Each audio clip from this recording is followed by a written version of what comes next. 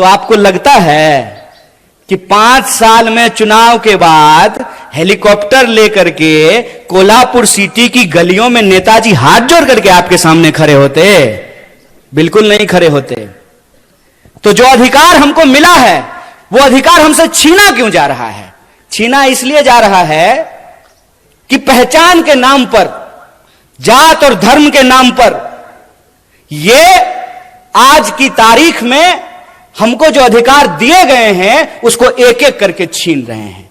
कैसे छीन रहे हैं? मैं कुछ उदाहरणों से इसको आपके सामने रख देता हूं। आपने देखा होगा कि लोग झांकी निकालते हैं, मोटरसाइकिल लेके जाते हैं, तलवार लहराते हैं और एक दूसरे के खिलाफ गंदी और गाली भरी भाषाओं का इस्तेमाल करते हैं। मैं आप सबसे एक सवाल पूछना चाहता हूं, खास करके अपने नौजवान दोस्तों से। उसमें एक भी मंत्री का बच्चा रहता है? एक भी प्रधानमंत्री का बच्चा नहीं ना? पता है वो कहां रहता है? वो ऑक्सफोर्ड में रहता है, वो कैम्ब्रिज में रहता है, वो लंदन में रहता है, वो न्यूयॉर्क में रहता है। लेकिन हमारे जो कामगार के बच्चे हैं, जो शेतकरियों के बच्चे हैं, जो साधारण नौकरी करने वालों के बच्चे हैं, उनके हाथ में तलवार थमा करके ये उनको दंगाई बना रहा है और अपनी राजनीति की रोटी सेक रहा है। अरे इतना खतरा हो गया है धर्म पर, तो तुम अपने बच्चे को भेजने के लिए पढ़ने के लिए बाहर क्यों भेज रहे हो? उसको बोलो आकर के हमारे साथ धर्म बचाए, आए हमारे साथ रैली निकाले, झांकी निकाले। चलाकी कर रहे हो हैं? मोबाइल हमारा, रिचार्ज हमारा, टीवी हमारा, रिचार्ज हमारा, कहानी अपना कर रहे हो।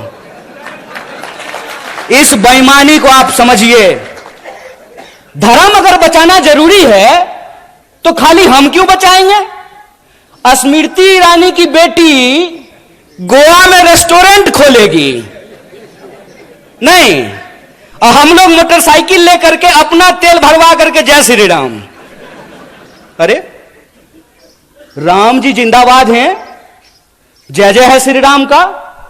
कल भी था, आज भी है, आगे भी रहेगा। ये नया फैशन कैसे शुरू हुआ है? ये खेला क्या है? इस खेला को हमको समझना पड़ेगा।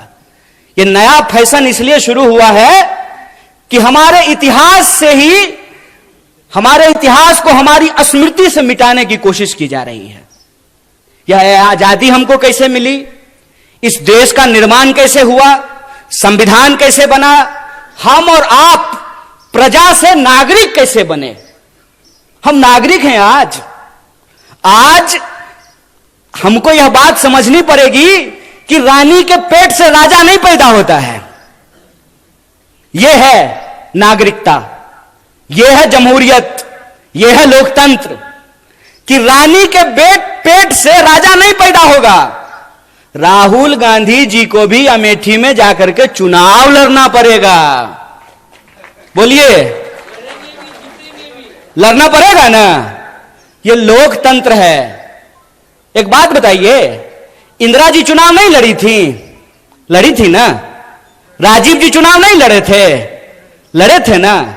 राहुल जी चुनाव लड़ रहे हैं ना? राहुल जी चुनाव जीत करके पार्लियामेंट में है ना? और प्रियंका जी चुनाव नहीं लड़ी हैं तो पार्लियामेंट में है क्या? तो यह परिवारवाद की नई कहानी हमको सुना रही है। तो आप सब अपने मन में विचार कीजिए। आजाद होने का मतलब है आजाद ख्याल से प्रश्न करना। मैं मंच पे खड़ा हूं तो मैं जो भी बोलूंगा उसको आप यूं ही सच मत मान लीजिए। आप अपने मन में विचार कीजिए कि अगर भाजपा कहती है कि राहुल गांधी जी का सांसद बनना परिवारवाद है, तो अमित शाह का जो बेटा है, देखें उसका मुंह देखें अजय शाह का है? उसका बीसीसीआई का सेक्रेटरी बनना परिवारवाद है कि नहीं है? और ज्योतिरादित्य सिंधिया जब यूपीए में मंत्री थे, उनके पिताजी भी मंत्री थे, माधवराव सिंधिया। तो जब तक वो कांग्रेस में थे तब तक परिवारवाद था, और जो ही मोदी जी के बगल में जाकर के बैठ गए हैं तो ताली बजा रहे हैं। आहा, उनकी सूरत देख रहे हैं। इतना मूर्ख हैं हम लोग, इतना मूर्ख बनाएंगे ये हमको। कि हमारी पार्टी में परिवारवाद है, जो ही आप आरएसएस में शामिल हो जाइएगा तो वो संघ परिवारवाद हो जाता है। अगर परिवारवाद गलत है चचा, तो संघ परिवारवाद भी गलत है। ऐसा नहीं होगा कि हमारे लिए परिवारवाद गलत है और आपके लिए परिवारवाद सही हो जाएगा। मैं ये एग्जाम्पल हमेशा लोगों को देता हूं कि सोनिया जी का कांग्रेस में होना और राजीव जी का कांग्रेस में होना परिवारवाद है, तो मेनका गांधी जी का और वरुण गांधी जी का भाजपा में होना परिवारवाद कैसे नहीं है? बताइए, बोलिए। बेवकूफ बना रहे हो। तुम्हारा खेल हम समझते हैं, और इसका खेल जानते हैं हम क्यों समझते हैं? क्योंकि हमारे जैसे लोग राजनीति को कभी अपना कैरियर नहीं समझते हैं। हमने, और यह मैं पब्लिकली बोल रहा हूं आपके सामने, ये जो आप तमाम लोग यहां बैठे हुए हैं ना, हमने आपका नमक खाया है। आप जो टैक्स देते हैं, उस टैक्स के पैसे से हमने दिन रात पढ़ाई करके पीएचडी की है। हमारा बाप अमित शाह थोड़ी था कि हम बीसीसीआई के सेक्रेटरी बन जाएंगे, हैं? तो जब हमने आपका नमक खाया है तो हम जानते हैं इस देश की हकीकत क्या है। इस देश की हकीकत यह है कि महात्मा गांधी विदेश में पढ़ाई किए, बैरिस्ट्री की पढ़ाई किए थे। बैरिस्ट्री की पढ़ाई करके वो भारत आए और मोहनदास करमचंद गए बिहार, और बिहार में किसान के आंदोलन में शामिल हुए चंपारण में, और बिहार के किसानों ने करमचंद को महात्मा गांधी बना करके भेज दिया। और वो गांधी सूट खोल दिए देश के लिए। वो भी गुजरात से थे। एक गुजरात के गांधी सूट खोल दिए देश के लिए, एक गुजरात के मोदी 10 लाख का सूट पहन लिए दोस्त के लिए। यही हकीकत है ना। और कहते हैं कि एक गरीब प्रधानमंत्री बन गया है तो आपको अच्छा नहीं लग रहा है। नहीं, बहुत अच्छा लग रहा है। बस हम ये चाहते हैं कि जैसे आप गरीब हैं ना, वैसा ही गरीब इस देश का हर कोई बन जाए। हर कोई वैसा ही गरीब बन जाए कि चढ़ने के लिए उसके पास 8,500 करोड़ का हवाई जहाज हो, 15 करोड़ का कार हो, 10 लाख का सूट हो, 5 लाख का चश्मा हो, 2.5 लाख का कलम हो। हम चाहते हैं कि ऐसी गरीबी पूरे देश को मिल जाए। चोरी, इसको चोरी कहते हैं, इसको बेईमानी भी कहते हैं, इसको कहते हैं आंख में झूठ झोंकना। और ये हमारे आंख में झूठ झोंक रहे हैं। हमको यह बात समझनी पड़ेगी कि आज हमारे मुल्क में हमारी सबसे बड़ी समस्या क्या है, हम किन समस्याओं से जूझ रहे हैं और किस तरीके से हमारा ध्यान भटकाया जाता है। आजकल तो तांगा नहीं चलता है, अब तो तांगा चलना बंद हो गया है। लेकिन पुराना हिंदी सिनेमा देखिएगा ना, तो उसमें अभी भी तांगा है। शोले फिल्म जाके देख लीजिएगा, बसंती का एक तांगा है, धन्नो।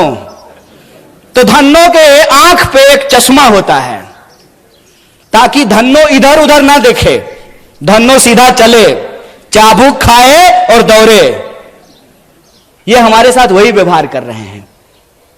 हमसे टैक्स लेते हैं, टैक्स के पैसे से अपने दोस्त का कर्जा माफ करते हैं।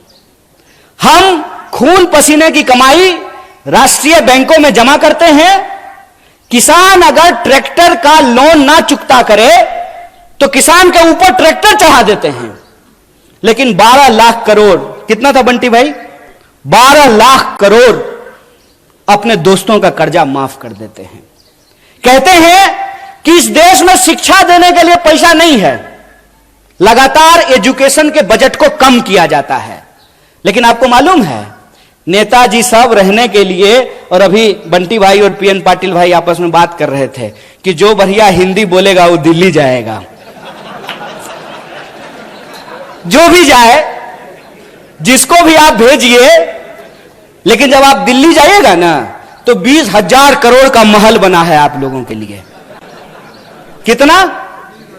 20,000 करोड़।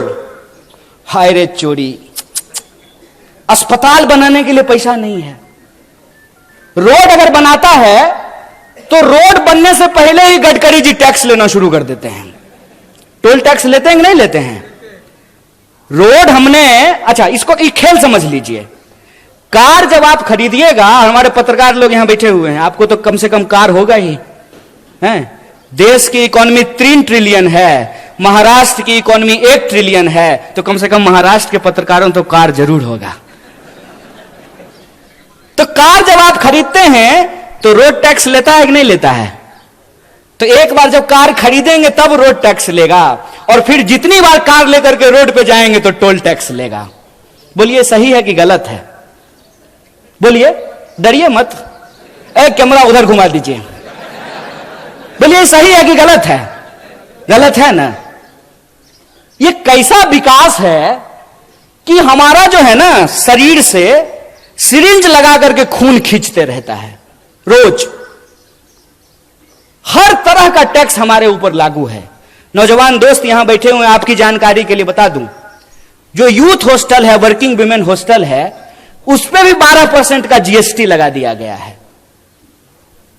एक शिक्षा पे टैक्स, सड़क पे टैक्स, अस्पताल पे टैक्स, दवाइयों पे टैक्स, हमसे हर चीज पे टैक्स ले रहे हैं। और बदले में क्या कहते हैं? आत्मनिर्भर बनिए। वाह, कितना सुंदर शब्द है, आत्मनिर्भर बनिए। तो एक बात हमको बता दीजिए, सोच के बता दीजिए। जरूरी नहीं है कि हमारी बात मान लीजिए, लेकिन सोचिए जरूर। आजाद भारत के आजाद नागरिक हैं आप, आपका हक है कि आप सोचें, और उसमें भी आप महाराष्ट्र के हैं। आप आज सोचेंगे, भारत उसको कल सोचेगा। इसलिए आपको जरूर सोचना चाहिए कि अगर सरकारी रोड नहीं होना चाहिए, सरकारी अस्पताल नहीं होना चाहिए, सरकारी स्कूल नहीं होना चाहिए, सब आत्मनिर्भर होना चाहिए, तो सरकारी प्रधानमंत्री भी नहीं होना चाहिए। बोलिए क्या आमदार साहब, बोलिए कि आपको पेंशन मिलेगा? ये जो यहां कांस्टेबल खड़ा है, क्या जी पेंशन मिलता है? तो बोलिए ना, इनको नहीं मिलता है। बोलिए, इसको देखिए और इसको समझिए। और मैं आप लोगों से एक बात कहना चाहता हूं, गुजरात से आया मेरा दोस्त, दोस्त को सलाम करो। आजकल अजीत दादा सलाम ठोक रहे हैं। नहीं, प्रधानमंत्री ने अपने भाषण में कहा कि 70,000 करोड़ का घोटाला किया है अजीत दादा ने, ऐसा प्रधानमंत्री ने कहा। इलेक्शन डिपार्टमेंट सक्रिय हो गया, ईडी। अब कोई घोटाला नहीं हुआ है, भाजपा के वॉशिंग मशीन में सब साफ हो गया है। अब दाग अच्छे हैं, क्योंकि दाग भाजपाई हैं। इस खेल को आप समझिए कि कुछ भी सरकारी नहीं होगा तो सरकारी संसद किस लिए होगा 20,000 करोड़ का? सरकारी प्रधानमंत्री किस लिए होगा? इस देश के नागरिकों को यह समझना पड़ेगा कि इस देश में कितनी बड़ी लूट चल रही है। अंबानी का एक दिन का जो इनकम है, एक दिन का बोल रहे हैं, एक दिन का, उसमें एक दिन के इनकम में 75 लाख, कितना? 75 लाख मनरेगा के मजदूरों को वेतन दिया जा सकता है। यह खेल हम नहीं समझेंगे। देश की आजादी को 75 साल हो गए हैं, 77वां स्वतंत्रता दिवस मनाया जा रहा है। ऐसा कैसे हो गया भाई कि 2-4 लोग बहुत अमीर हो गए और बाकी जो जनता थी वो जो है हर चीज के लिए तरसने लगी है? पहले क्या बोले थे? पहले बोले थे कि जब प्राइवेटाइजेशन होगा ना तो कंपटीशन होगा, इसीलिए कोऑपरेटिव को समाप्त कर दो। आप बहुत सौभाग्यशाली हैं पीएन पाटिल साहब कि आपका कोऑपरेटिव चल रहा है। क्यों? क्योंकि जया शाह का पप्पा कोऑपरेटिव मंत्री बना है। वो जिस चीज के मंत्री बनते हैं ना, उसका बस जय श्री राम होता है। वो आजकल गृह मंत्री हैं। गृह मंत्री का काम है देश की कानून व्यवस्था को सुरक्षित रखना। मणिपुर में कानून व्यवस्था सुरक्षित था, आप लोगों ने देखा कि नहीं देखा?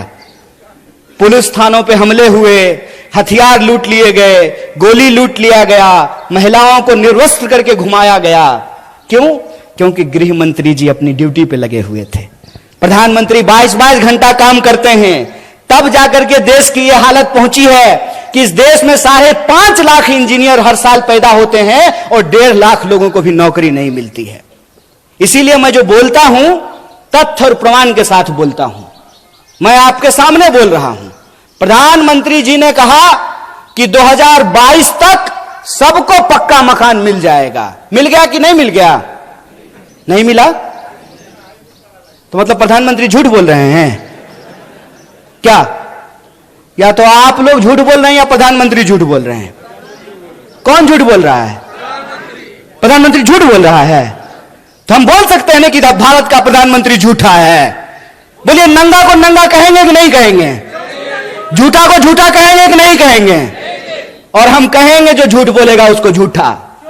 और तुम्हारे इलेक्शन डिपार्टमेंट में कितना दम है वो हम देखे हैं। जब आ रहे थे ना कोल्हापुर सिटी से मसाल के पीछे पीछे, तो कोल्हापुर का जेल देखते हुए आए हैं। जगह है कितनी जेल में तेरे, देख लिया है, देखेंगे, देखे हुए हैं। बोलेंगे झूठ, झूठा हो तुमने झूठ बोला है इस देश की जनता से।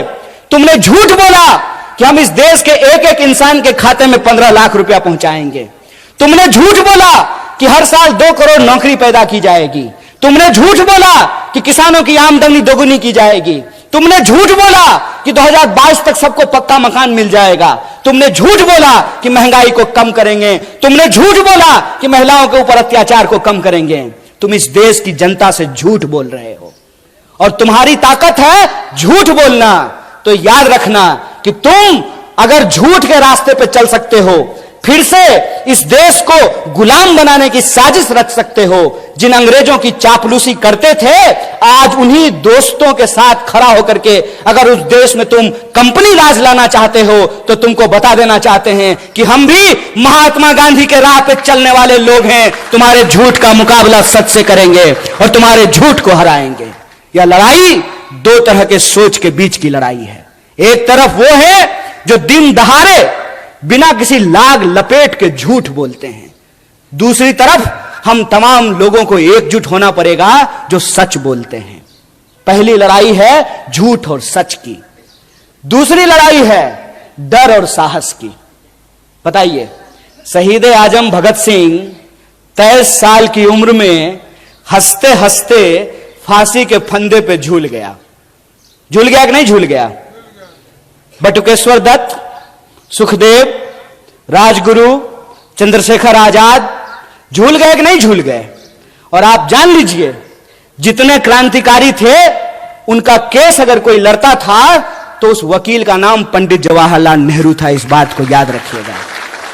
ये झूठ बोलते हैं, ये झूठ बोलते हैं, हमारे इतिहास को तोड़ने और मरोड़ने की कोशिश करते हैं।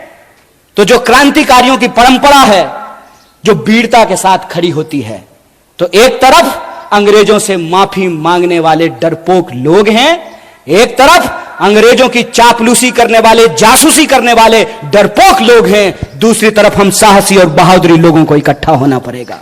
तो दूसरी लड़ाई है साहस और डर का। और तीसरी लड़ाई है कि वो समाज को हमेशा बांटने का काम करते हैं। हमेशा कभी जात के नाम पे बांटेंगे, कभी धर्म के नाम पे बांटेंगे। जहां धर्म होगा वहां धर्म का झगड़ा लगाएंगे, जहां धर्म नहीं होगा वहां जात का झगड़ा लगाएंगे। आप मणिपुर का उदाहरण देख लीजिए, वहां आपस में लोगों को लड़ा रहे हैं कि नहीं लड़ा रहे हैं। आप हरियाणा का उदाहरण उठा करके देख लीजिए, वहां कैसे लोगों को लड़ाने की कोशिश की गई। आप उत्तर प्रदेश देख लीजिए, आप महाराष्ट्र देख लीजिए। तमाम राज्यों में ये राज्य के जो लोग हैं उनको आपस में बांटते हैं। क्यों? क्योंकि अंग्रेजों से इन्होंने एक चालाकी सीखी है, फूट डालो राज करो। हमको यह बात समझनी पड़ेगी कि आज महाराष्ट्र के लोगों के आत्मसम्मान का सवाल है कि कोई बाहर से आकर के संत तुकाराम की धरती पर रहने वाले लोग, समता भूमि पे साहू महाराज की भूमि में जन्म लिए लोगों को यह बात समझनी पड़ेगी कि कोई बाहर से आकर के महाराष्ट्र के परिवार को आपस में विभाजित कर रहा है, महाराष्ट्र के लोगों को लड़ा रहा है। यह मामला शिवसेना, एनसीपी और कांग्रेस का नहीं है, यह मामला सच और झूठ का है और महाराष्ट्र के लोगों को सच के साथ खड़ा रहना पड़ेगा। अगर कोई गलत है तो वो गलत है, वो भाजपा में जाने से ठीक नहीं हो जाता है। ये पहले क्या करते हैं, ये पहले ईडी भेजते हैं, इलेक्शन डिपार्टमेंट पहले जाता है, नेता को डराता है, अगर नेता डर गया तो तुरंत उसको भाजपा का खेस पहना करके उसके सारे अपराध को माफ करके, जैसे मान लीजिए पीएन पाटिल साहब और बंटी जी यहां बैठे हुए हैं, इनके घर पे भी कोई आया था मेहमान, इनको डराया था, तो जो ही ईडी जाती है तो ये चिल्लाना शुरू कर देते हैं, चोर है चोर है चोर है। डर करके जो ही अगर ये भाजपा में गए, साधु है साधु है साधु है, संत है महात्मा है। अरे कमाल बात है भाई, ये आपकी आंख के सामने हो रहा है। इसीलिए मैं आपको कह रहा हूं 3-4 राज्य बहुत महत्वपूर्ण है। एक तो आप सब लोग हैं ही महाराष्ट्र के, दूसरा जहां से मैं आता हूं बिहार, बंगाल और महाराष्ट्र जय शाह के पप्पा का धड़कन बढ़ा दिया है, ऊपर नीचे चल रहा है उनका ब्लड प्रेशर कि क्या होगा अगर यहां पे इनका झूठ का पर्दाफाश हुआ तो यह नकली चाणक्य का बैंड बजने वाला है। ऐसे ही तमाम बड़ी खबरों के लिए आप बने रहिए हमारे साथ और देखते रहिए इंडिया प्राइम न्यूज।